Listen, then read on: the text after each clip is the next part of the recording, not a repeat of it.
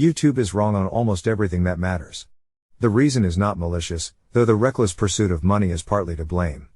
The reason is a byproduct of how YouTube censors content. YouTube censorship is arbitrary and inscrutable. A video can be struck for in community guidelines infringement, but YouTube will not tell you how or why it is wrong. You can appeal only once. We always use official government sources, but even then our appeals are rejected without further explanation. As a channel, this means you are very likely to be taken down without ever learning why. YouTube is international, and is owned by Google. The same Google that used to have the motto "Don't be evil," but dropped it for some reason. A brief moment of self-awareness maybe?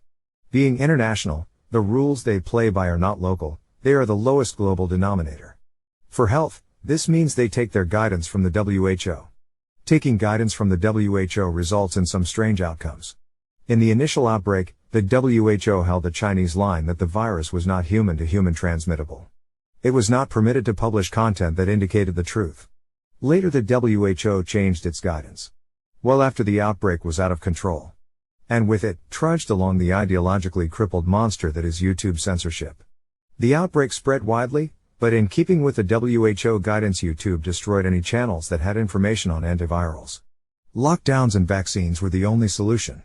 As a result, countless infections which were treated with isolation, were not medically addressed with antiviral drugs. Denying medical treatment, for political reasons, is usually a poor choice for citizens. Antivirals are still not part of the recommended treatment pathways. YouTube was following the WHO guidance. The WHO track record on COVID is appalling. Consequently, YouTube's censorship has been equally retarded. Human-to-human transmission, antiviral information, death rates and comparisons to other illnesses, masking and social measures, vaccines and social restrictions. All of these topics are either recently censored by YouTube or are currently censored by YouTube. This has some very perverse outcomes. Under current rules, no one can publish content that would indicate that vaccines might be dangerous. That would not be passed by the censor. Because it is not a WHO-supported position. You can report the following are claims being made, however you cannot report if you think they are right. Finland, Sweden and Denmark stopped using Moderna vaccine in young males and claimed it was because of health concerns. 5 Canadian states stopped using AstraZeneca for first dose because of claimed health concerns.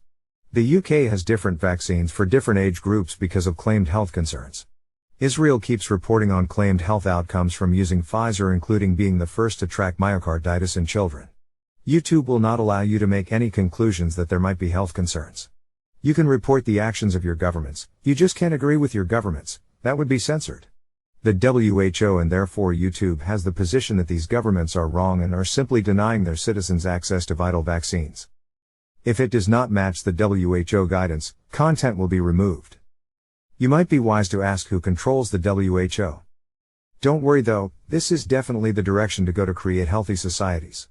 Your acceptance of this situation is what enables it to persist. Your apathy is required, YouTube appreciates your cooperation. Be kind to each other.